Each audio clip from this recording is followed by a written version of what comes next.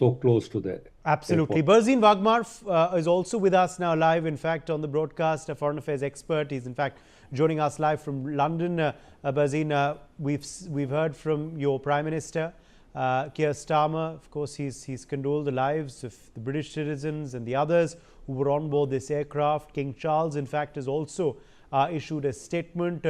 Obviously, there will be, a need to have closure for the families of those on board, both of foreign descent and, of course, of Indian descent, to know what exactly happened. Will that only be known once the black box is recovered, once this investigation is held? We are learning that a team from GE will also be reaching India to also assist, to look at the cockpit data and whatnot. Quite right, because we have to go by empirical evidence, and empirical evidence alone, which will be borne out by what the transcript recorder, the CVR, cockpit voice recorder, will tell us as the last final horribly fatal moments on the flight deck, the last utterance. So we are given to understand and surmise as I'm on air is that from the deck, Captain Sabharwal, or perhaps the first officer, did issue a Mayday declarative to Ahmedabad Tower, ATC, departure control. But of course, before ATC could respond, the aircraft plunged tragically into the neighborhood. And speaking of Sir Keir and the King's condolences aside, the British Deputy High Commission, Ahmedabad, has already swung into action and is working in tandem with Air India authorities and others for the bereaved and next of kin. They are, as their website has given one to understand. And of course, there is a Deputy High Commissioner in Ahmedabad, has been for quite a number of years now, due to the presence of so many travelers and the historic movement of population between Gujarat and England and the British Isles at large that way. So that is something to be also borne out. And Squadron Leader is quite right to mention about the incidents that he recollects from history.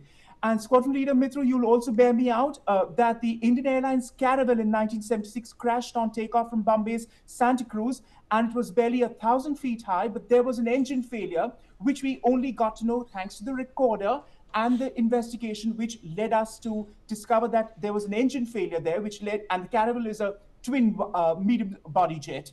And it crashed, and in that instance, it crashed within the Santa Cruz perimeter, the dragnet area of 09 before it reached the Western Express Highway. So it did not crash into, say, the urban build-up area of Santa Cruz, or even the railways line which runs the Western Railway line between Villepalli and Santa Cruz.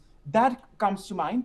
And also, Squadron Leader, if you recollect, today the aircraft came with a high flare down into the residential area, AI-171. AI-855, Ashoka, the 747, which again on New Year's Day 1978 departed from Bombay runway 27, where it crashed finally near Bandra in the shallow waters of the Arabian Sea. It came down with a 35-degree nose-down climb. There, of course, there was an altitude and altimetric problem, which was discovered, again, thanks to the report that was noted. So the recorder is crucial. The recorder is crucial, and that will provide finally conclusive evidence. In this case, of course, it wasn't a nosedive descent. Exactly. It was, of course, rather tail down. Okay, more news now coming in. We're learning at this point in time that there was a woman passenger named Bhumi Chauhan. Okay, we already have addressed that breaking input, but we are getting more news, in fact. Also, before we address this, fresh information coming in, we have another guest who's also joining us now on the broadcast. Okay, we can put out